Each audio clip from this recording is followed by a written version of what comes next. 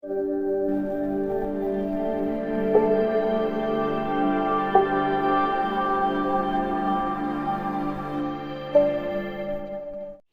ଦିନ ତଳର କଥା। ଗୋଟିଏ ଜଙ୍ଗଲଟିଏ ଥିଲା। ସେହି ଜଙ୍ଗଲରେ 4 ଜଣ ସାଙ୍ଗ ଥିଲେ। ଟିକି ଚଢ଼େଇ, କାଳୁ କାଉ, ସୁନ୍ଦରୀ ଚଢ଼େଇ ଆଉ ମିଟୁ ଶୁଆ। ସେ 4 ଜଣ ବହୁତ ଭଲ ବନ୍ଧୁ ଥିଲେ। ସେ ଯାହା ବି କରୁଥିଲେ ସମସ୍ତେ ମିଶିକି କରୁଥିଲେ।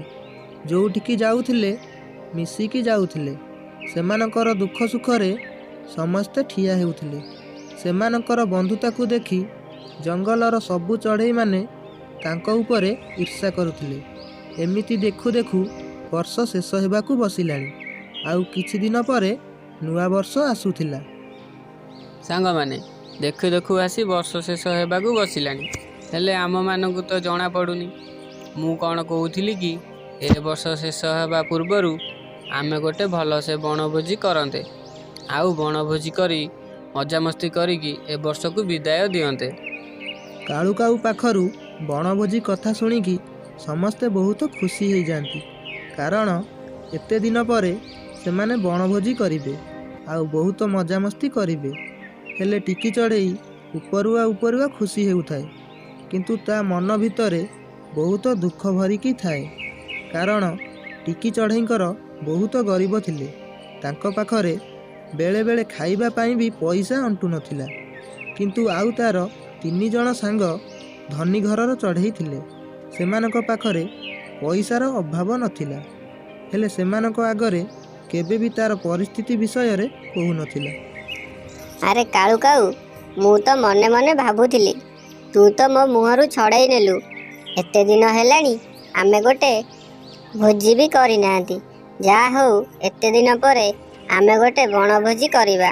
ବହୁତ ମଜାମସ୍ତି ହେବ। ହଁ ସାଙ୍ଗମାନେ, ଆମେ ସେପଟ ଜଙ୍ଗଲକୁ ଯିବା। ସେପଟ ଜଙ୍ଗଲରେ ଗୋଟେ ଭଲ ଜାଗା ଅଛି। ଆମେ ସେଇଠି ବଣଭୋଜି କରିବା। ହଉ ସାଙ୍ଗମାନେ, ଏବେ ତମେମାନେ ଘରକୁ ଯାଅ। ଆଉ ଘରକୁ ଯାଇକି ଘରେ ପଇସା ମାଗିକି ଆଣିବ। ଏମିତି ସବୁ କଥାବାର୍ତ୍ତା ହେଇକି ସେହି 4 ଜଣ ନିଜ ନିଜ ଘରକୁ ପଳାନ୍ତି। ମା, ଏତେ ଦିନ ପରେ ଆମେ 4 ଜଣ ସାଙ୍ଗ ମିଶିକି ବଣଭୋଜିଟେ କରିବୁ। ସେଥିଲାଗି ମୋତେ କିଛି ପଇସା ଦରକାର ଥିଲା ମା। ଆରେ ମୋ ଧନ, ଏଇ ଗୋଟେ କହିବା କଥା। କେତେ ଟଙ୍କା ଦରକାର? ଯେତେ ଟଙ୍କା ଦରକାର ତୁ ମୋଠୁ ମାଗିକି ନେଇଯିବୁ। ହେଲା ମୋ ଧନଟା ବା। ମା, ତମେ ତ ମୋର ବେଷ୍ଟ ମା। ସମସ୍ତଙ୍କ ଘରେ ତାଙ୍କ ପିଲା ବଣଭୋଜି କରିବେ ବୋଲି ସମସ୍ତେ ରାଜି ହୋଇଯାଆନ୍ତି। ମା, ମୋ ସାଙ୍ଗମାନେ ସମସ୍ତେ ବଣଭୋଜି କରିବେ ବୋଲି ଆଜି ମୋତେ କହୁଥିଲେ। ସେଥିଲାଗି ମୋତେ କିଛି ପଇସା ଅଛି ଯଦି ଦବ। ମା ଲୋ, ତତେ ମୁଁ ଆଉ କ'ଣ କହିବି? ତୁ ତ ଆମ ଘର ପରିସ୍ଥିତି କଥା ଭଲସେ ଜାଣିଛୁ। ଏତେ ଟଙ୍କା ମୁଁ ତତେ କେଉଁଠୁ ଆଣିକି ଦେବି? ଯେତିକି ଟଙ୍କା ତୁ ବଣଭୋଜି କରିବାକୁ ନେବୁ, ସେତିକି ଟଙ୍କାରେ ଆମର ମାସକର ଖାଇବା ହୋଇଯିବ। ଆଉ ଏତେ ଟଙ୍କା ତୁ ମାଗୁଛୁ, ଏତେ ଟଙ୍କା ମୁଁ କେଉଁଠୁ ଆଣିକି ଦେବି ମା?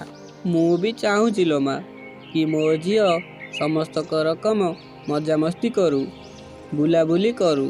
ହେଲେ ମା, ତୁ ତ ଜାଣିଥିବୁ ଆମ ଘରର ପରିସ୍ଥିତି କେମିତିକା। ମୁଁ ସବୁ କିଛି ଚାହିଁଲେ ମଧ୍ୟ କିଛି ବି କରିପାରୁନି ମା। ମୋତେ କ୍ଷମା କରିଦେ। ମା ପାଖରୁ ଏମିତି କଥା ଶୁଣିକି ଝିଅ ଟିକି ଚଢ଼େଇ ପୁରା ଚୁପ୍ ହୋଇଯାଏ। କାରଣ ସେ ଜାଣିଥିଲା କି ତାଙ୍କର ଘର ପରିସ୍ଥିତି କେମିତିକା। ହେଲେ ସେ ବି କ'ଣ କରିବ? ସାଙ୍ଗମାନଙ୍କୁ କହିଦେଇଥିଲା କି ବଣଭୋଜି ପାଇଁ ସେ ଘରୁ ପଇସା ନେଇକି ଆସିବ। ହେଲେ ତା ସାଙ୍ଗମାନେ ତାର ଘରର ପରିସ୍ଥିତି ବିଷୟରେ ଜାଣିନଥିଲେ। ହଉ ମା, ଠିକ୍ ଅଛି, ମୁଁ ବଣଭୋଜି କରିବିନି। ଯଦି କାଳୁ କାଉ ଆସିକି ମୋ ବିଷୟରେ ପଚାରେ, ତାହେଲେ ତମେ କହିବ କି ମୋ ଝିଅ ଦେହ ଖରାପ, ସେଥିଲାଗି ସେ ବଣଭୋଜି କରିବାକୁ ଯାଇପାରିବନି। ଝିଅ ପାଟିରୁ ଏମିତି କଥା ଶୁଣିକି ମାଆର ମନରେ ବହୁତ କଷ୍ଟ ହେଉଥିଲା। ତା ପରଦିନ ସକାଳ ହୋଇଯାଏ। ସକାଳ ହେଲା ପରେ 3 ଜଣ ଆସିକି ଏକାଠି ହୋଇଥାନ୍ତି। କାଳୁ କାଉ, ମିଟୁ ଶୁଆ ଆଉ ସୁନ୍ଦରୀ ଚଢ଼େଇ। ହେଲେ ତାଙ୍କ ସାଙ୍ଗ ଟିକି ଚଢ଼େଇ ସେ ଆସିନଥାଏ। ଟିକି ଚଢ଼େଇ ଆସିନଥିବାରୁ ମିଟୁ ଶୁଆ କୁହେ, ଆରେ କାଳୁ ଭାଇ, ଟିକି ଚଢ଼େଇର କ'ଣ ହେଲା? ଏତେ ବେଳ ହେଲାଣି ସେ ଆସିନି କ'ଣ ପାଇଁ? ଦେଖୁ ଦେଖୁ ତ ଏତେ ସମୟ ହୋଇଗଲାଣି। ଆଉ ଆମେ କେତେବେଳେ ଯିବା ବଣଭୋଜି କରିବାକୁ? ଆରେ ହଁ ମିଟୁ ଭାଇ, ବ୍ୟସ୍ତ କାହିଁ ହେଉଛ? ସେ ଘରୁ ଏବେ ଏବେ ଆସୁଥିବ। ରୁହ, ଆଉ କିଛି ସମୟ ପରେ ଆସି ସେ ପହଞ୍ଚିଯିବନି? ହଉ ସାଙ୍ଗମାନେ, ତା ପାଇଁ ଆମେ ଆଉ କିଛି ସମୟ ଅପେକ୍ଷା କରିବା। ସିଏ ଆସୁ, ତାପରେ ଆମେ ବଣଭୋଜି କରିବାକୁ ଯିବା। ତାପରେ ସେ ତିନି ଜଣ ଟିକି ଚଢ଼େଇର ଆସିବାର ଅପେକ୍ଷା କରିଥାନ୍ତି। ହେଲେ ଏମିତି ଦେଖୁ ଦେଖୁ ବହୁତ ସମୟ ବିତି ଯାଇଥିଲା। ଟିକି ଚଢ଼େଇଟି ତାଙ୍କ ପାଖକୁ ଆସିନଥିଲା। ଆରେ କାଳୁ ଭାଇ, କ'ଣ ବଣଭୋଜି କରିବ କି ନାହିଁ? ଦେଖୁ ଦେଖୁ ତ ଅଧା ଦିନ ବିତିଗଲାଣି। ଆଉ ଏ ଟିକି ଚଢ଼େଇ କୁଆଡ଼େ ଗଲା? ଶୋଇପଡ଼ିଛି ନା କ'ଣ? ନାଇଁ କାଳୁ ଭାଇ, ତମେ ଗଲ ଟିକି ଚଢ଼େଇର ଘରକୁ ଯାଅ। ତା ଘରକୁ ଯାଇକି ଦେଖ ଏତେ ବେଳ ହେଲାଣି ସେ କ'ଣ କରୁଛି। ତାପରେ କାଳୁ କାଉ ଟିକି ଚଢ଼େଇର ଘରକୁ ଯାଏ। ଆରେ ଟିକି ଚଢ଼େଇ, ବଣଭୋଜି କଥା କହି ଘରେ କ'ଣ ପଶି ରହିଛୁ? ଆସୁନୁ, ଦେଖୁ ଦେଖୁ ତ ଅଧା ଦିନ ବିତିଗଲାଣି। ଆସେ, ସବୁ ପିଲାମାନେ ତତେ ଅପେକ୍ଷା କରିଛନ୍ତି। ତୁ ଆସିଲା ପରେ ସବୁ ଯିବା। ନାଇଁରେ କାଳୁ ଭାଇ, ମୋତେ କ୍ଷମା କରିଦିଅ। ମୁଁ ତୁମ ସହ ବଣଭୋଜି କରିବାକୁ ଯାଇପାରିବିନି। କାଲି ରାତିଠୁ ମୋ ଦେହ ବହୁତ ଖରାପ ଅଛି। ସେଥିଲାଗି ମୋତେ ଜମାରୁ ଭଲ ଲାଗୁନି। କାଳୁ ଭାଇ, ତମେମାନେ ଯାଅ, ଭଲସେ ବଣଭୋଜି କରିକି ମଜାମସ୍ତି କର। ଆଉ କେତେବେଳେ ଆମେ ସବୁ ମିଶିକି ବଣଭୋଜି କରିବା। ହେଲେ ଆଜି ମୁଁ ଯାଇପାରିବିନି, ମୋ ଦେହଟା ବହୁତ ଖରାପ ଅଛି।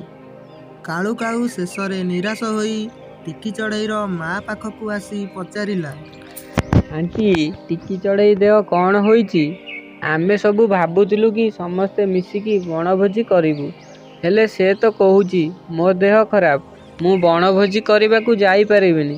ତା ଦେହ କ'ଣ ହୋଇଛି କି? ନାଇଁରେ କାଳୁ କାଉ, ସେ ମିଛ କହୁଛି। ଆମ ଘର ପରିସ୍ଥିତି ବହୁତ ଖରାପ। ସେ ମୋତେ ପଇସା ମାଗୁଥିଲା, ହେଲେ ମୁଁ ଏତେ ପଇସା କେଉଁଠୁ ଆଣିକି ଦେଇଥାନ୍ତି। ସେଥିଲାଗି ସେ ମିଛରେ କହୁଛି କି ତା ଦେହ ଖରାପ ଅଛି। ନାହିଁ ଆଣ୍ଟି, ପଇସା ତ ନାଁକୁ ମାତ୍ର। ଆମକୁ ତ ଆମ ସାଙ୍ଗ ଦରକାର। ହଉ ଆଣ୍ଟି, ମୁଁ ତା ପାଖକୁ ଯାଉଛି। ସେ କେତେ ମିଛ କହୁଛି ମୁଁ ଯାଇ ଦେଖେ। ତାପରେ କାଳୁ କାଉ ଟିକି ଚଢ଼େଇର ପାଖକୁ ଯାଏ। ଆରେ ଟିକି ଚଢ଼େଇ, ତୋର ନାଟକ ସେତିକି ଥାଉ।